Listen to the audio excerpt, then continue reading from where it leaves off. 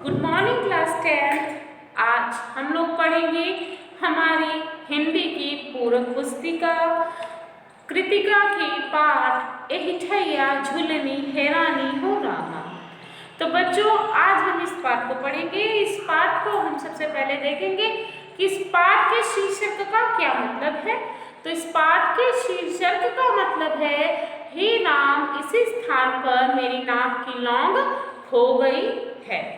ठीक है, हे राम, इसी स्थान पर मेरे नाक की लौ खो गई है। चलिएगा, सन 1952 में प्रकाशित शिव प्रसाद मिश्र रुद्र जी की अनूठी माने जाने वाली कृति बहती गंगा में काशी के 2 वर्षों सन 1750 से 1950 के जीवन प्रवाह की अनेक झांकियां हैं, जिनमें से एक झांकी है एहिठैया झुलनी हैरानी हो रहा। काशी की बेफिक्री अक्खड़ बोली अपना एक रंग है और इसी रंग से विद्यार्थियों को रूबरू कराने के लिए यह कहानी यहाँ संकलित की गई है।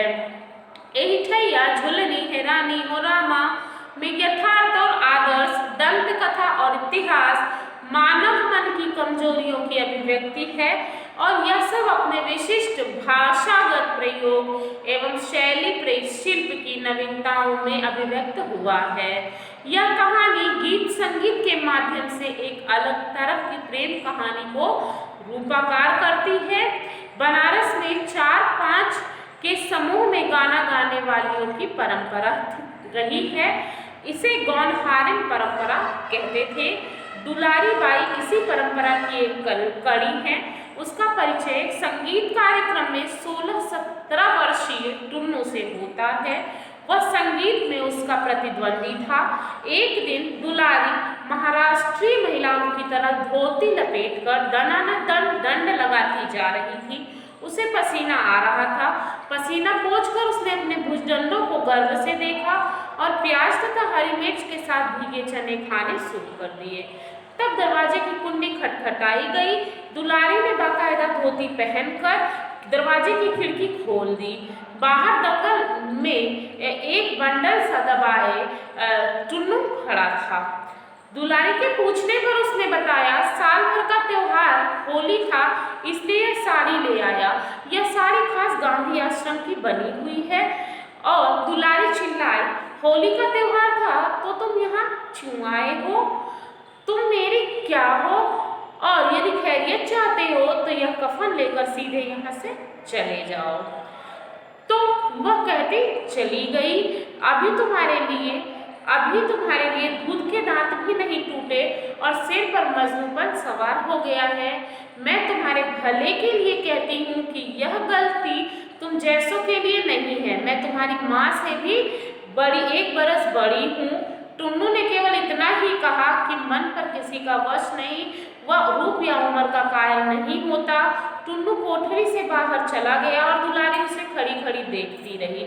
वह उस स्वच्छ धोती पर पड़े धब्बों को बार बार चूमने लगी।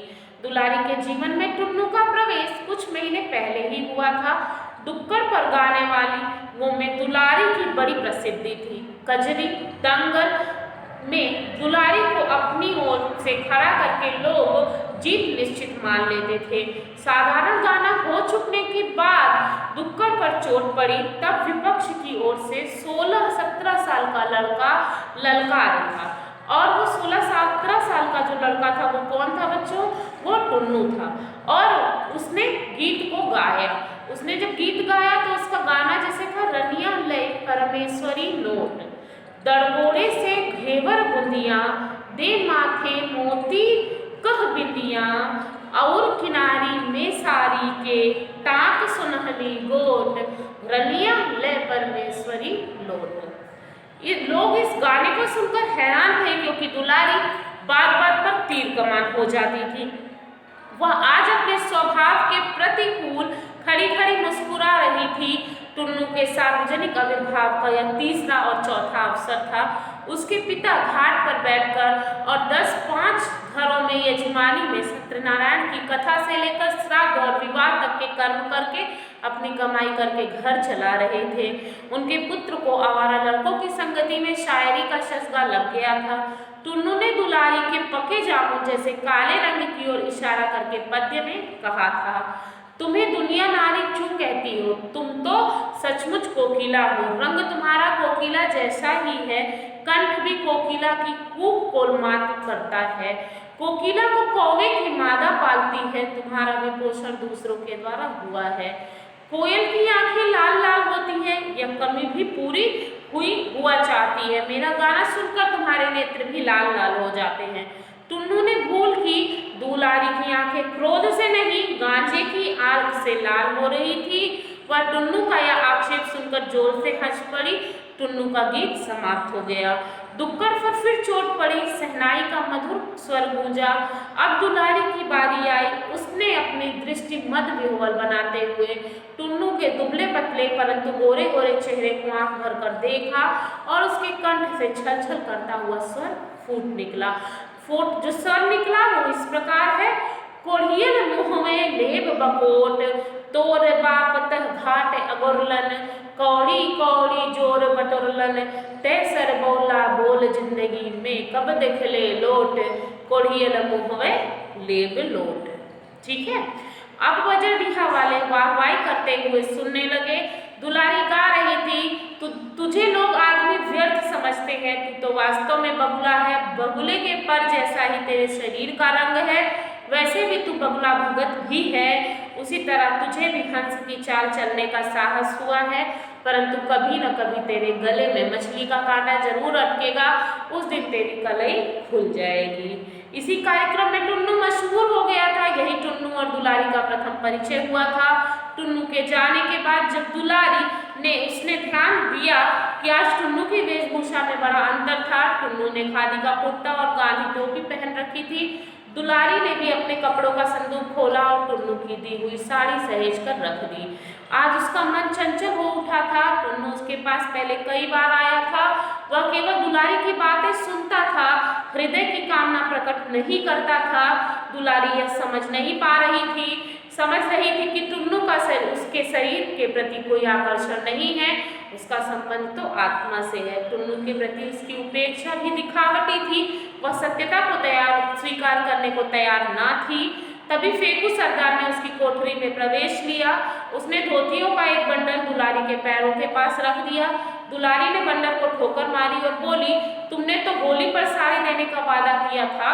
फेकू ने सफाई दी, आजकल रोजगार मंदा पड़ा गया है, वह वादा तीज पर ही पूरा कर दूंगा।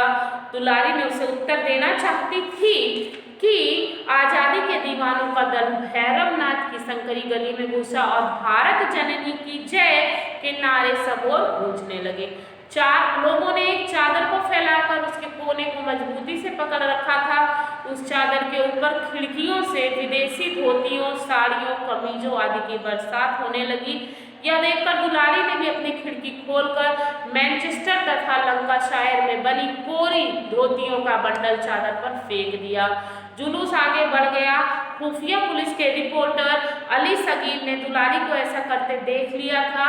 दुलारी फेकू सरदार की पीठ पर झाड़ू मारती हुई चिल्ला रही थी, निकल निकल, अब मेरी देहरी डाका तो दांत से तेरी नाक काट लूंगी। उसके बाद उसने दरवाजा बंद कर लिया। दुलारी के दिल में क्रोध की आग अभी धड़क रही थी। फेकू की रक्षिता बिट्टू ने कहा कि फेकू पर झाड़ू क्यों उठा ली, उसने तो तुम्हें रानी की तरह रख छोड़ा है। उसे सुनकर दुलारी उबर पड़ी, रानी बनाकर रखा है तो कौन सा जग जीत लिया है, मैंने भी तो उसे अपनी अनमोल इज्जत सौंपी थी। अभी एक 9 वर्षीय बालक झिंगुर ने आकर समाचार सुनाया, टुन्नू महाराज को गोरे सिपाहियों ने मार डाला और लाश भी उठाकर ले गए। दुलारी ने यह बात सुनी तो स्तब्ध रह गई। उसका हृदय कातर हो उठा, उसकी आंखें आंसुओं से भर गई। पड़ोसिनों की करकसा दुलारी के इस रूप को देखकर वह हैरान रह गई और दुलारी बोली, मुझे लुका छिपी फूटी आंख नहीं सुहाती। मैंने आज तक जो कुछ भी किया सब डंके की चोट पर किया है। इसके बाद भी तमक कर वह उठी और उसने सामने रखा संदूक खोला, टुन्नू की दी गई खद्दर की साड़ी पहन ली। फिर उसने झिंगुर से पूछा कि टुन्नू कहाँ मारा गया। झिंगुर ने बताया, टाउन हॉल वह टाउन हॉल जाने के लिए निकली ही थी कि थाने के मुंशी के साथ फेकू सरदार वहां आया और बोला कि दुलारी को थाने जाना होगा, आज अमन सभा में आयोजित समारोह में उसे गाना पड़ेगा। एक समाचार पत्र के प्रधान संवाददाता ने अपने सहकर्मी को डांटते हुए बताया कि आप जो आलिफ लैला की कहानी से पन्ना रंग लाए हैं वह कहाँ छपेगी, आपकी रिपोर्ट पर अखबार बंद हो जाएगा। संपादक के भी कान खड़े हो गए। शर्मा जी की रिपोर्ट पढ़ने लगे। कल 6 अप्रैल को नेताओं की अपील पर नगर में पूर्ण हड़ताल रही। सवेरे से ही जुलूसों का निकलना शुरू हो गया। इन जुलूसों में विदेशी वस्त्रों को जलाने के लिए उनका संग्रह हो रहा था। ऐसे ही एक जुलूस में टुन्नू गायक भी था। पुलिस के जमादार अली सागिब ने टुन्नू को जा पकड़ा और उसे गालियां दी। प्रतिवाद करने पर बूट की एक ठोकर मानी, चोट पसली में लगी, वह जमीन पर गिरा और उसके मुंह से चुल्लू भर खून बाहर निकल पड़ा। टुन्नू को सैनिक गाड़ी में लाद गए। तब तक टुन्नू मर चुका था। रात के 8 बजे टुन्नू का शव वरुणा में प्रवाहित करते हुए हमारे संवाददाता ने देखा है। इसके साथ इसका भी उल्लेख था कि टुन्नू का दुलारी नामक नायक गायिका से संबंध था। टाउन हॉल की सभा में दुलारी को नचाया गवाया गया, पर वह बहुत उदास थी। उसने दर्द भरे गले में से गाना गाया, एही ठैया झुलनी हैरानी हो रामा, कासो मैं पूछूं, सासू से पूछूं, ननदिया से पूछूं, देवरा से पूछत लजानी हो रामा। देवरा से पूछत कहते कहते वह बिजली की तरह घूमी और जमादार अली सगीर की ओर देखकर लजाने का अनुभव करने लगी। उसकी आंखों से आंसू की बूंदें छलक रही थी। संपादक ने कहा, सत्य है परंतु छप नहीं सकता। तो बच्चों, इस तरह से यह कहानी एही ठैया झुलनी हैरानी हो रामा पूर्ण हुई। मिलते हैं अगले टॉपिक के साथ अगले वीडियो में। Thank you.